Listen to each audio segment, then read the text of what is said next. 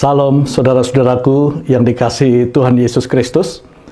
Pertama-tama saya mengucapkan terima kasih atas kesempatan yang diberikan kepada saya untuk menyampaikan orasi pada acara yang sangat khusus pada hari ini, yaitu wisuda sarjana teologi dan sarjana pendidikan Kristen. Saya mengucapkan terima kasih juga kepada Bapak Ketua STT Hagiasmos Mission Jakarta, Bapak Dr. Junior Nathan Silalahi, bersama dengan seluruh Civitas Akademika STT Hagiasmos Mission. Tentu pada hari ini menjadi momentum yang sangat khusus bagi STT ini yang Tuhan telah pakai untuk mempersiapkan generasi muda untuk melayani Tuhan pada masa kini. Dan juga kepada para winisuda, baik untuk sarjana teologi maupun juga sarjana pendidikan agama Kristen, tentu pada hari ini menjadi momentum spesial karena hari ini saudara diwisuda sebagai sebuah tanda bahwa saudara telah mengakhiri sebuah tahapan studi. Namun demikian, ini bukanlah sebuah akhir, melainkan justru menjadi starting point, menjadi titik awal bagi saudara untuk langkah yang berikutnya. Saudara sebentar lagi akan meninggalkan ruang-ruang akademik dan saudara akan memasuki realitas di luar sana di mana saudara akan ditempatkan oleh Tuhan.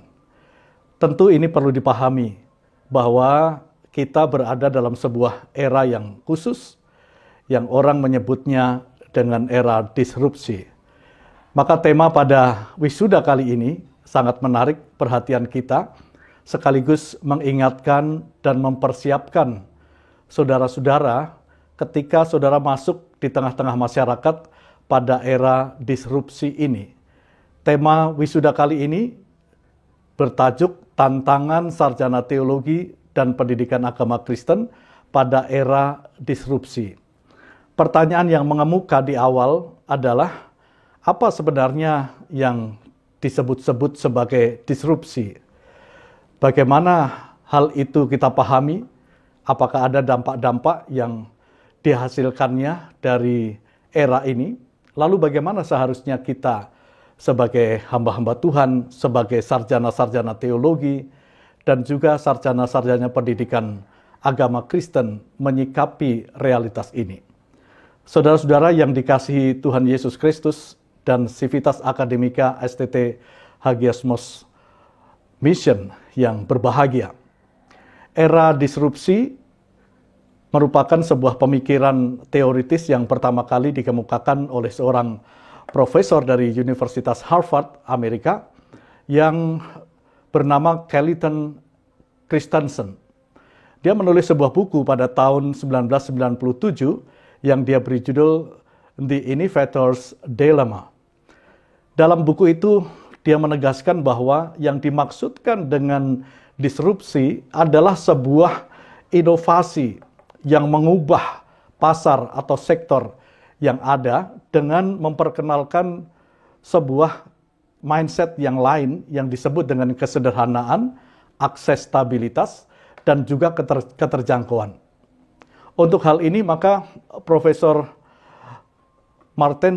Christensen dia menyebutkan ada 3 hal utama, yaitu pentingnya sumber daya, pentingnya proses yang benar, dan juga perlu adanya nilai-nilai yang perlu diperhatikan. Kemudian kata atau istilah disrupsi ini di Indonesia diperkenalkan oleh profesor yang sudah sangat dikenal di kalangan akademisi maupun umum, yaitu Profesor Renald Kasali. Beliau lebih menekankan bahwa yang dimaksudkan dengan disrupsi itu adalah inovasi yang menggantikan seluruh sistem yang lama dengan cara-cara yang baru. Menggantikan pemain-pemain yang lama dengan yang baru. Serta menggantikan teknologi-teknologi yang lama yang bersifat fisik atau disebut dengan bersifat manual dengan teknologi-teknologi digital yang menghasilkan sesuatu yang benar-benar baru dan dianggap lebih efisien dan juga lebih bermanfaat. Kemudian ada yang menegaskan pengertian disrupsi yang lain, disrupsi itu adalah suatu kekuatan positif. Disruptive innovation, ini bukan sebuah teknologi tentang terobosan yang membuat produk itu untuk menjadi lebih baik. Tetapi fokus dari disrupsi ini adalah sebuah inovasi yang membuat produk dan layanan itu akan lebih mudah diakses dan dijangkau, sehingga membuat mereka tersedia, produknya itu tersedia untuk populasi yang jauh lebih besar. Sehingga prosesnya lebih sederhana, lebih simpel, lebih cepat, dan lebih mudah dinikmati oleh sebanyak mungkin populasi atau orang. Maka kita dapat menyimpulkan bahwa yang dimaksudkan dengan disrupsi itu adalah sebuah inovasi yang akan menggantikan semua sistem lama dengan cara-cara yang baru. Sehingga orang yang melakukan itu bisa mengganti pemain-pemain yang lama, yang selama ini seolah-olah mereka adalah sebuah kekuatan yang tidak tersentuh, untouchable, dan bahkan juga yang tak terkalahkan, undefeatable. Dengan memperkenalkan hal-hal yang lebih sederhana, yang mudah diakses, dan juga mempunyai tingkat keterjangkauan yang jauh lebih besar. Tentu saja ini sebuah proses, tidak langsung jadi, melainkan memerlukan sebuah pengamatan, bahkan juga memerlukan sebuah riset, sebuah uji coba, dan bahkan juga memakan waktu yang tidak sedikit, namun mempunyai dampak yang sangat memuaskan. Saudara-saudara yang dikasihi Tuhan Yesus, memang kata kunci dari disrupsi ini akhirnya adalah kata inovasi. Inovasi itu berarti sebuah kreativitas tanpa henti. Terus-menerus menemukan ide-ide yang baru dan bentuk-bentuk yang baru. Untuk dapat berinovasi ini secara maksimal, sekali lagi Profesor Carlington tadi mengatakan perlunya 3 hal. Supaya inovasi itu berlangsung dengan maksimal, maka diperlukan apa yang disebut dengan ketersediaan sumber daya. Sumber daya yang dimaksudkan tentu ada 2, yaitu sumber daya manusianya, orangnya, dan sumber daya alam atau segala perangkat atau instrumen yang diperlukan, yang digunakan oleh manusia di dalam berinovasi. Maka 2 inti ini tidak bisa tidak, harus ada, karena ketika berinovasi, manusianya berinovasi, tetapi menggunakan piranti-piranti atau instrumen-instrumen dalam berinovasi. Nah, yang kedua, yang penting adalah dalam berinovasi itu perlu adanya sebuah proses. Ada manusianya, ada sumber daya alamnya, tetapi jika prosesnya tidak benar, maka akan menghasilkan sebuah inovasi yang gagal atau inovasi yang tidak tepat. Oleh karena itu, di sini selain SDM-nya ada, SDA-nya ada, maka diperlukan juga proses. Proses itu adalah proses yang benar. Secara khusus misalnya proses dalam mengambil keputusan, proses dalam berkoordinasi satu dengan yang lain, dan juga semua prosedur-prosedur, protokol-protokol kerja yang tentu saja itu perlu dipersiapkan dan proses itu harus diuji supaya proses itu berlangsung dengan benar. Dan yang ketiga, yang dimaksudkan oleh Profesor Carlington adalah adanya tata nilai. Ada manusianya, ada prosesnya, dan harus ada tata nilainya. Tata nilai ini tentu saja juga haruslah sebuah tata nilai yang benar. Seperti misalnya adanya tradisi toleransi, adanya satu tata nilai atau ketentuan yang menetapkan margin keuntungan, misalnya kalau dunia bisnis itu batasannya sampai di mana. Atau tradisi alternatif, ada jalan-jalan pintas mana yang diizinkan, yang ditoleransi, yang dapat ditempuh ketika menghadapi sebuah situasi tertentu. Atau nilai-nilai mengenai kebebasan berkreasi, itu batasannya sampai di mana. Nah, 3 hal ini yang menentukan apakah sebuah inovasi di tengah-tengah era disrupsi ini dapat berdaya guna, bermanfaat, atau tidak. Nah, itu menjadi penting. Oleh karena itu, setelah ada SDM-nya, ada SDA-nya, ada prosesnya yang dipersiapkan, kemudian juga ada tata nilai yang telah disepakati, maka kita bisa membentuk sebuah tim. Nah, tim inilah yang kemudian bergerak Tim ini tentu saja adalah sumber daya manusia yang diperlengkapi dengan sumber daya alam, maka dia kemudian berproses secara benar dan kemudian menggunakan tata nilai yang telah disepakati.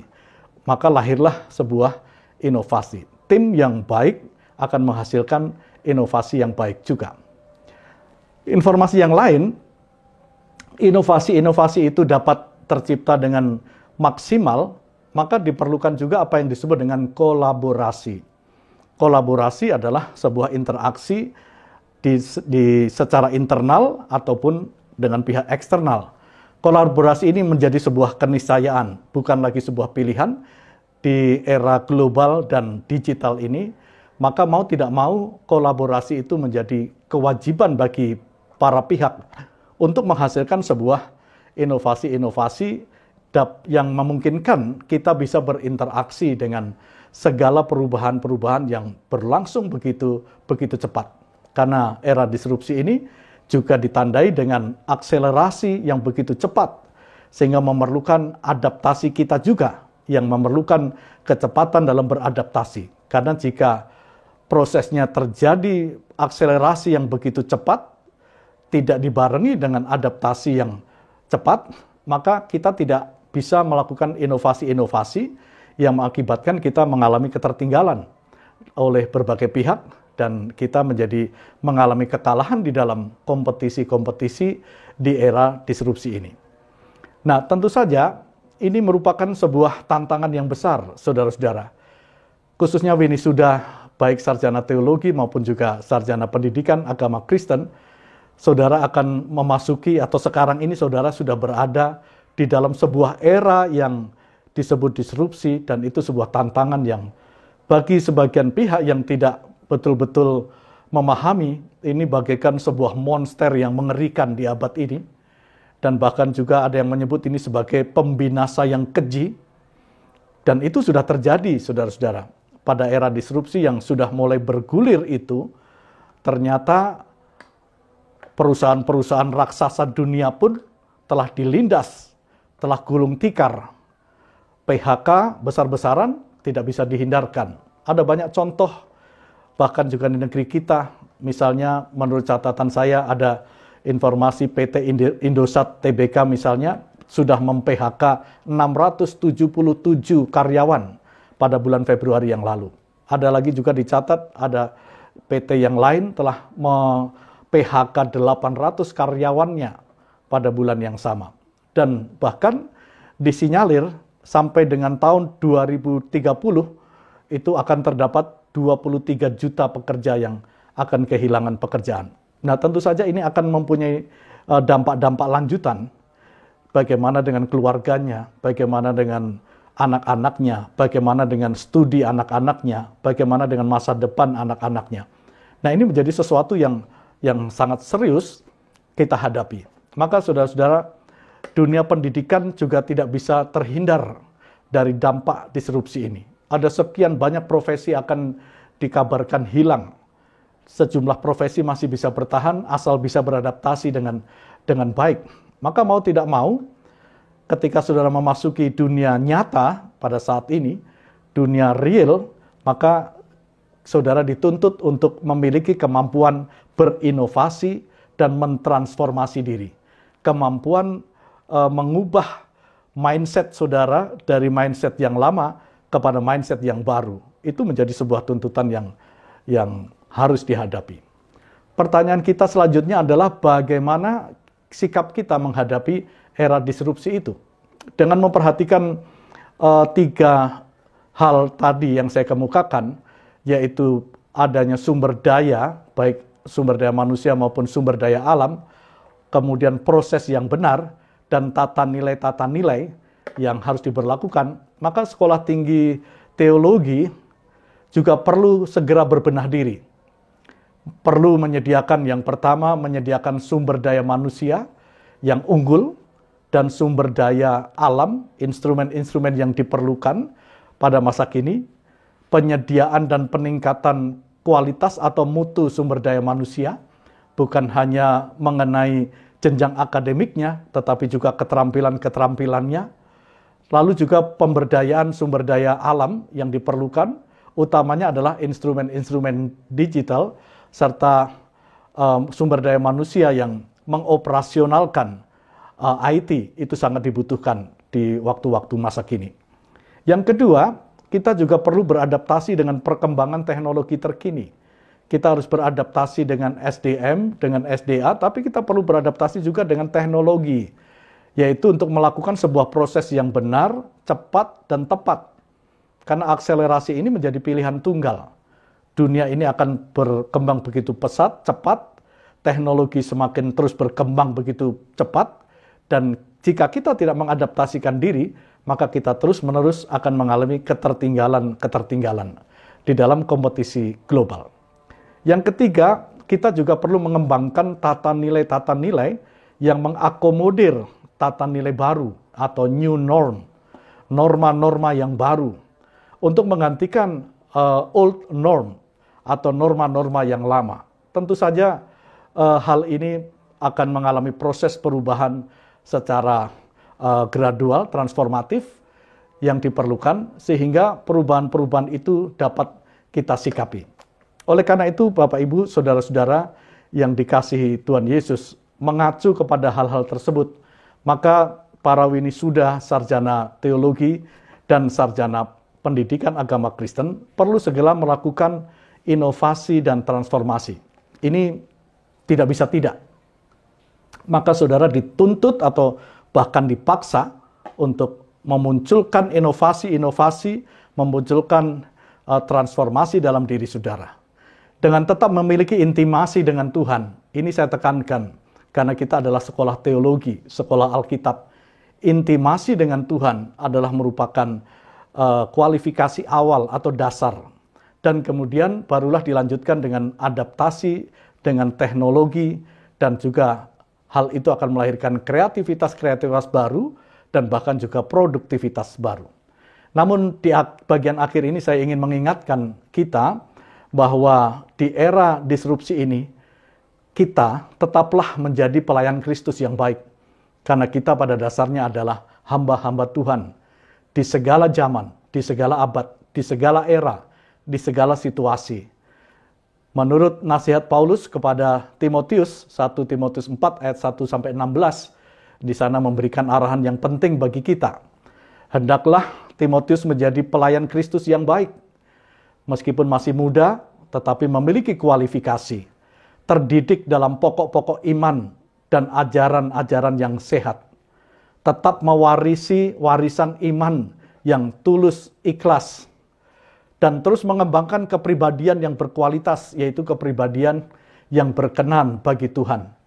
Dan tidak henti-hentinya mengobarkan kasih karunia Allah yang dipercayakan secara maksimal. Maka dengan demikian, para sarjana teologi dan sarjana pendidikan agama Kristen memiliki kualifikasi spiritual yang terus-menerus berkualitas di hadapan Tuhan, memiliki kualifikasi kepribadian yang berkenan di hadapan Tuhan, memiliki kualifikasi keterampilan yang baik, yang berguna bagi sesama secara khusus di era disrupsi ini, serta memiliki keterampilan pelayanan di tengah-tengah era disrupsi ini. Maka saudara-saudara yang dikasihi Tuhan Yesus, para winisuda dan seluruh sivitas akademika STT Hagiasmus Mission Jakarta, dengan memperhatikan tema kita yang sangat penting ini dan memperhatikan firman Tuhan tadi, maka saya ingin menyampaikan sekali lagi selamat atas winisuda dan pelaksanaan wisuda pada hari ini, dan masukilah dunia nyata yang Tuhan percayakan kepada saudara-saudara. Menjadilah sekolah tinggi teologi yang tetap berkenan di hadapan Tuhan dan tetap mampu menjawab tantangan zaman ini. Dan kepada para winisuda, jadilah hamba-hamba Tuhan, para pelayan-pelayan Kristus yang baik, tetap memiliki iman yang berkualitas dan mengobarkan segala karunia yang Tuhan percayakan kepada saudara-saudara sekalian. Kiranya Tuhan Yesus Kristus, Sang Kepala Gereja, Juru Selamat kita, terus-menerus akan menyertai saudara-saudara, selamat berkarya sampai Dia datang kembali. Biarlah saudara dan kita semua kedapatan taat dan setia, memiliki iman hingga Dia datang kembali. Tuhan Yesus memberkati saudara-saudara sekalian. Amin.